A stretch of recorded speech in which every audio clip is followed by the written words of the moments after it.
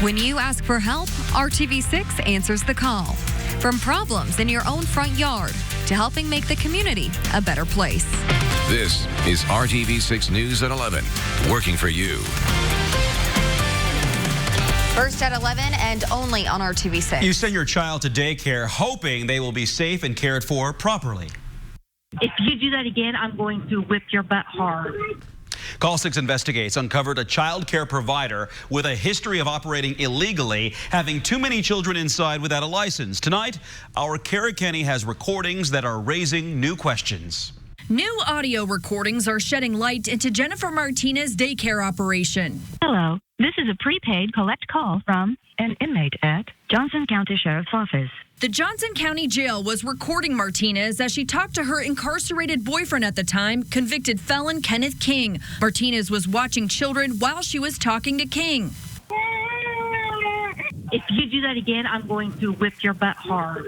We first introduced you to Jennifer Martinez back in February, a child care provider with a history of operating illegally, watching too many children without a license. Now in the jail recordings obtained by Call 6, Martinez talks about the state's lawsuit against her.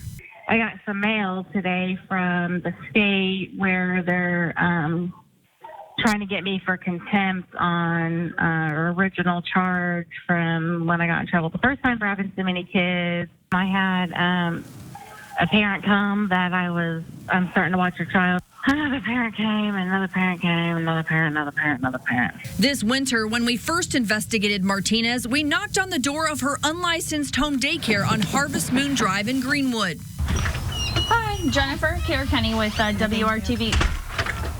The state attorney general sued Martinez to stop her from operating illegally. As part of an agreement with the AG, Martinez agreed to stop watching more than 5 children without a license, pay a $3,600 civil fine, and also agreed to 2 years of unannounced inspections. We counted 6 children leaving one winter evening and 5 children dropped off another winter morning. The AG's office filed paperwork in February accusing Martinez of violating the court order by missing her required monthly payments. After our story aired, Martinez paid $300 she owes the state and is now in compliance with the court order. Also, since our story aired, Martinez moved out of the Harvest Moon home, evicted by the landlord. When we stopped by in April, crews were cleaning it out. Martinez posted this month on Facebook she's running a daycare. A neighbor told us it's here on Lovers Lane in Greenwood. When we stopped by May 17th, we saw Martinez, children inside the home, including some on a bouncy house. And just after 6 p.m., parents arrived at the house, one with a child. The court order says she can watch children as long as there's 5 or fewer in her care.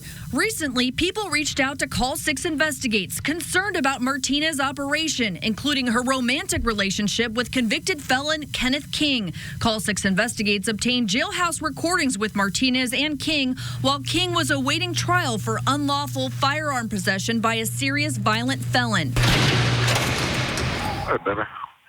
Hey, During her recorded conversation, Martinez reads a letter she wrote to the judge in Kenneth King's criminal case. I have also decided to allow Kenneth to reside at my home, and we make it our home. We are praying you decide to place him on house detention/arrest.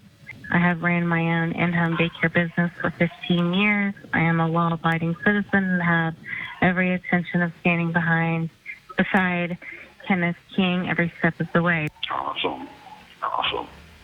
The couple expresses frustration about the people who reported Martinez to the state. I guess I'm going to have to delete my daycare Facebook for a while because somebody has been printing pictures off and reporting them that I've had more than the allowed amount of kids that I'm supposed to have. As soon as this is all over with me,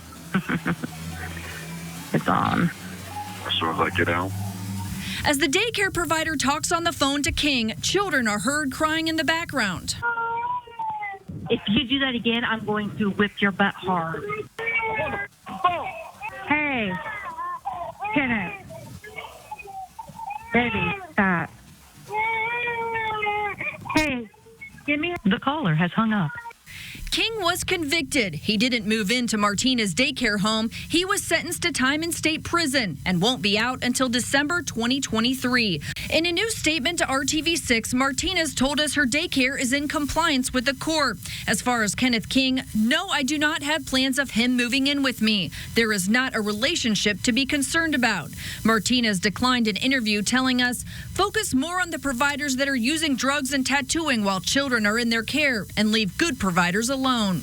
You can protect yourself by researching daycares on the state's Child Care Finder website. They also have a list of providers that have operated illegally. Jennifer Martinez is still on the list. Kara Kenny, RTV6. Martinez is supposed to notify the state if she changes her address.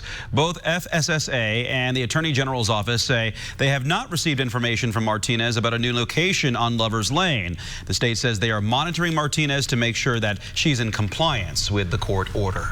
Now to the forecast. Chief Meteorologist Kevin Gregory is tracking a chance of storms. He joins us now with a Storm Team 6 alert. Kevin. And those storms in Illinois right now, but I'd say after 3 a.m. entering western Indiana, probably 4 or 5 a.m. before it arrives in the metro area. There is a slight risk of severe storms over the entire viewing area as we inherit the line of storms.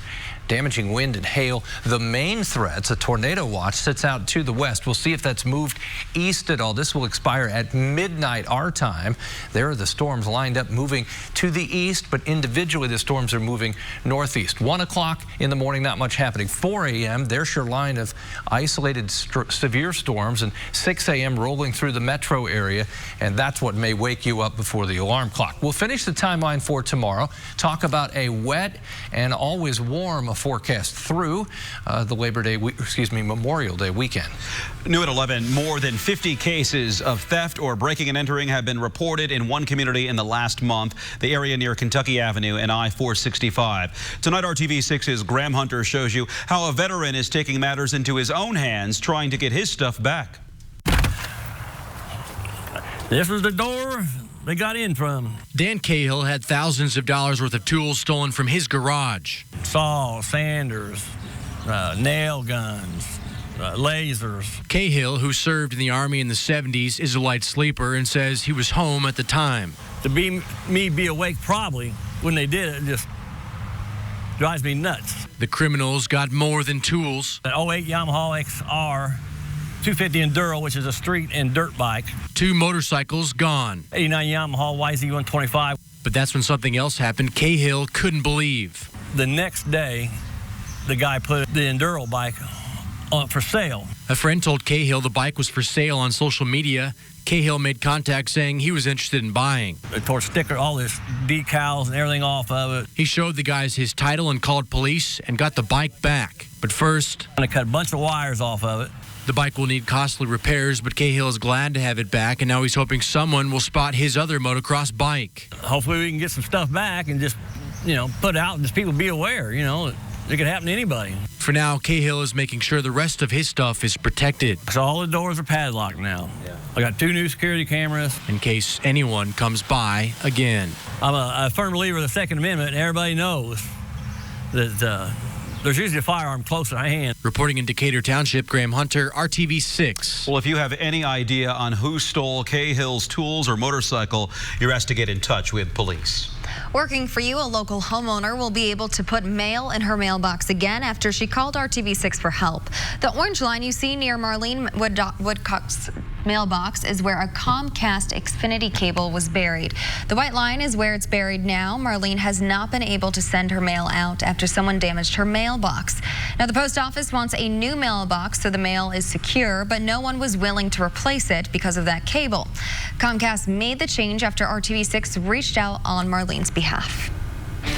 And the community is answering a call for help after an RTV6 story. Once a week, the organization Laundry and More gives anyone who comes to Post Road Laundromat money to help make sure families have clean clothes. We told you back in March the founder was concerned she'd have to shut down because of a lack of resources. An employee at O'Neill Manufacturing Services saw the story and collected supplies for 2,000 loads of laundry, and that's not all. Great thing is by you guys coming out and talking about us, we have new organizations literally coming to us every week. If you would like to get involved with Laundry and More, go to theindychannel.com or the RTV6 app and click on this story. And if you have a problem and need help getting results, reach out to us at workingforyou@rtv6.com. Education and prevention. That's the goal of an anti-violence community walk on the north side of Indianapolis. City leaders walked through Meridian Hills today, meeting neighbors and discussing challenges in the neighborhood. U.S. Attorney Josh Minkler says educating people about the risks of reoffending is one key part to reducing violence. Here are the consequences if you're a prohibited person for picking up a gun. Here are the consequences if you do a straw purchase. You buy a gun for somebody that can't have a gun. Here are the consequences if you're selling drugs and you're selling drugs with a gun. Mayor Joe Hogsett and Police Chief Brian Roach led the community walk in a different neighborhood every month. Coming up here, need a measles vaccine? Well, you can get one at Indianapolis Motor Speedway. Why the Track Hospital is offering vaccines on Carb Day. If you're planning on having your wedding or throwing a party at Lucas Estate, you may have to scramble to find a new venue. We'll tell you why. You're watching RTV6 News at 11. Only at Value City Furniture. This is RTV6 News at 11, working for you. An upscale venue for fundraisers, weddings, and other events may not be available much longer. Carmel is taking legal action to stop large events at the Lucas Estate at 116th Street and Ditch Road. The city says those events violate zoning ordinances. According to Carmel, the Lucas family claims they are only making the venue available to close friends and business clients. But the city says advertisements for the space have appeared in wedding guides and online. Indianapolis Motor Speedway is doing its part to help stop the spread of measles. IU Health will offer measles vaccine at IMS on Carb Day. That disease is highly contagious, and there are concerns about it spreading at large events. If you're eligible for a measles vaccine, you can get one at the Infield Care Center. They are covered by most insurance. If you don't have insurance, there is a fee. The U.S. is dealing with the worst outbreak of measles in decades.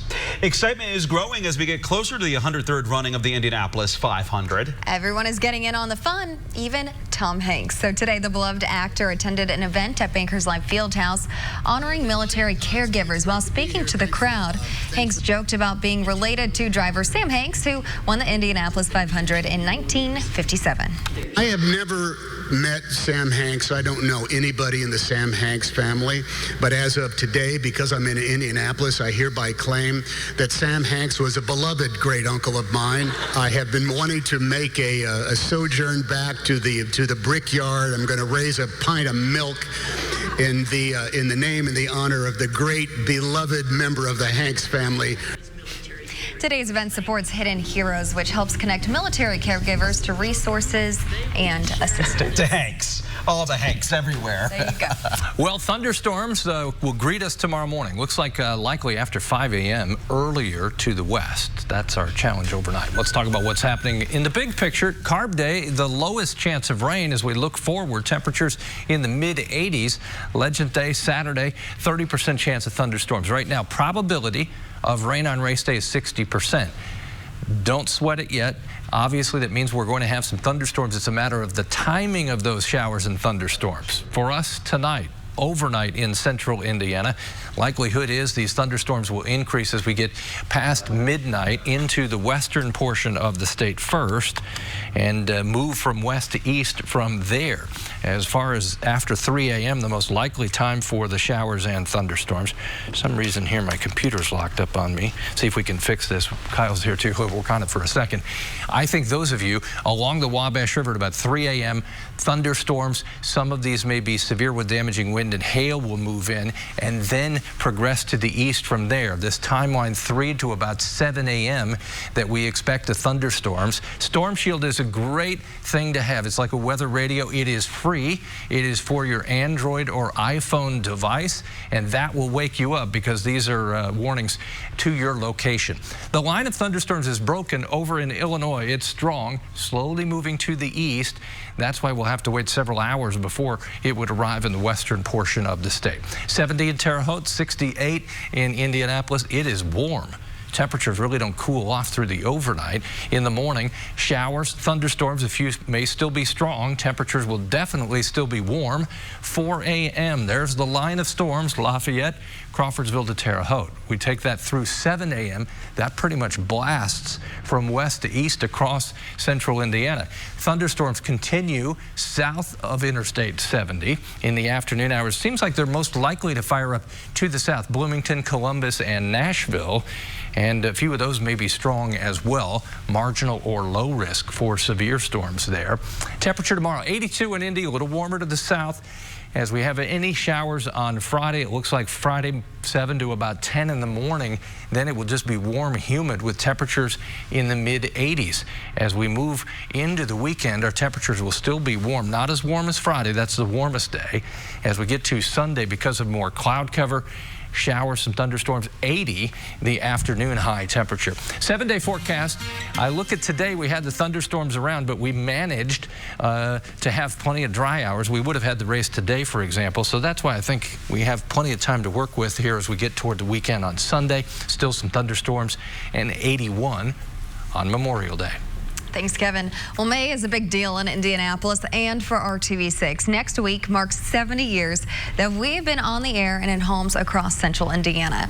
And a major part of our story has always been the Indy 500. Yeah, and tonight we're taking you back to the 1985 race when RTV6 reporter Reed Duffy shared his experience attending the greatest spectacle in racing for the first time. I feel a tad sheepish in admitting this, but in this my 14th year in Indianapolis, the 1985 500 is the very first I've attended. Heretofore reluctant to attend any event that compelled me to get up before 6 o'clock on a Sunday morning to endure a 17-hour traffic jam so I could witness this much of the race. But in the interest of journalism, here I was for my first start, equipped with my regulation cooler, regulation sunglasses hiding regulation bloodshot eyes, regulation Walkman in the hope there was someone on the radio who had some idea what on earth was going on, and in keeping with my roots as a Cub fan and champion of the underdog, a regulation T-shirt paying tribute to the denizens of the last row, Derek Daly, Kevin Cogan, and Rich Vogler. Naturally, my basic destination was that continuing education center known as the Snake Pit, where I was told the conversation would be stimulating, profound, and original in thought. Snake Pit breakfast clubbers were up early for their Sunday brunches, offering an extensive array of gourmet nouveau cuisine, some of which also served nicely as an after-breakfast cologne. A few elected to sleep in, having stayed perhaps a tad too long at these Saturday night sock hops and tea dances along 16th Street and Crawfordsville Road. Indeed, some are sleeping even as I speak. Oh yeah, the race. Thanks for reminding me. Well, my first reaction is those cars sure could use mufflers. I mean, I could even hear myself chew, slurp, or belch. As for following the progress of the race, well, it's about what I expected. There was a blue one. There was a green one. Oh, magenta, that's a pretty color. Reed Duffy originally joined RTV6 as a state house and political reporter, but he had that underlying humor, right? You could tell that's where he was supposed to be. I love it. Hilarious seeing him in the shirt, too, there. Absolutely. In the Snake Pit. Absolutely. Well, you can hear more firsthand memories from Reed and other former RTV6 personalities at theindychannel.com/70 years. I really recommend you go check them out. It's very entertaining. And join us on May 30th at 7 p.m. for our 1-hour anniversary special, 70 years together working for you. Now, next in sports, the Indy 500 goes Hollywood. Oriel Servia prepares for the greatest spectacle in racing without stepping foot on the track. Prices at Ross. Yes for less. It's another field of 33 in this Sunday's Indy 500. 6 drivers will be racing in just the 500 this year. That includes Oriel Servia, a former full-time driver who's cut back. He is set for his 11th 500. And he trains in the most unique ways. Dave First went to Los Angeles to find out how. It's a city with a view. Actually, several of them. Los Angeles, La La Land, the City of Angels, and just a few blocks from the SpaceX headquarters, you'll find this themed restaurant. And inside, the Indy 500, or at least the simulation of it. And where Oriel Servia might get asked why he's not giving up. I mean, the easy answer would be because I haven't won it yet. But the truth is, I think even if I won it once, 3, 5 times, I still would want to go back. With simulators here and there, Servia straps in. It's become the perfect way to get ready for the real race a half a continent away. In my case, I'm lucky that these guys, Base 51, they have this great place here, 20 minutes from my house. It's 10 simulators all linked to each other. You can put any racetrack, any car, and the level of realism that they give you is so close. So it's cruising at 220 miles an hour. As safe as you can get. He doesn't like the apron too much. But you can walk away. Not only that, you can try again. The advantage is that I'm not paying for tires, I'm not paying for an engine lease, I'm not paying for crash damage, you know? And at the end of the day, practice makes perfect. It was nearly picture perfect a year ago. There is Oriol Servia, now the race leader. The Spaniard leading 16 laps in the Indy 500, totaling 34 for his 500 career.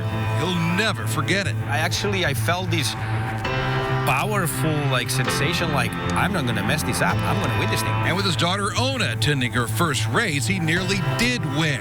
If only the length of a late caution would have gone his way. Instead, in his 10th 500, Servia walked away with a 17th place finish. It's just an amazing sensation because you feel it can happen and you're in control, and it's just unbelievable. And maybe that's why I haven't won it, because it's just that tease. It's just so amazing, and that's to answer your first question. It's part of why you want to keep doing it. So the sim runs continue. You see, and I thought the last lap was the fastest I could go. I thought it was a perfect lap, and there you go. 400's better. You can always improve. You can always improve. By the way, Base 51 offers high-end food and drinks with an eye on expanding around the country. I think it says we have something special, right? I mean, if you have guys Oriol comes in with a big smile and he's having a great time, he's having a blast. That just it goes to show that we're doing something right here. So perhaps one day we can all give it a shot. You're smiling. For now, that's Oriol with the camera. I mean, I'm no Oriol Servia, but... Go one-on-one with Indy 500 vets. Oh! What was that? I was there. Couldn't close the door like that. And absolutely practice how you'll celebrate a win. You can salute to the crowd. Yeah. And you got no team manager screaming in your ear. What are you doing? He's keeping his mind in shape 2,000 miles away. While most of us get ready for May only once a year, in here, Oriol's getting ready all year long. Maybe one day I get tired of racing the best race in the planet. I don't think so. I think as long as I have the speed and the motivation, I will always try to go to that place. Even if I win in this May, you're going to see me again next May. Well, another Trackside 6 special is coming tomorrow night. The personal story of Elizabeth and Will Power. It was perseverance that helped both over the last few years, well before winning the Indy 500. Brad Brown with the story of IndyCar's Swedish rookies. And Marco Andretti opens up today about life after racing. And it's the silver anniversary of the Roger Penske engine, which shocked the racing world. All exclusive stories tomorrow night at 7:30, only on RTV6. Only get yours at Zaxby's. And just issued a tornado watch up to the state line with Illinois. It does include Benton County in our northwest portion of the viewing area. That's until 6 a.m. Storms enter around 4 a.m. Lafayette to Terre Haute, slide to the Indy area about 6 a.m. So tune in early. We'll be on top of this all night for you. Watch GMI.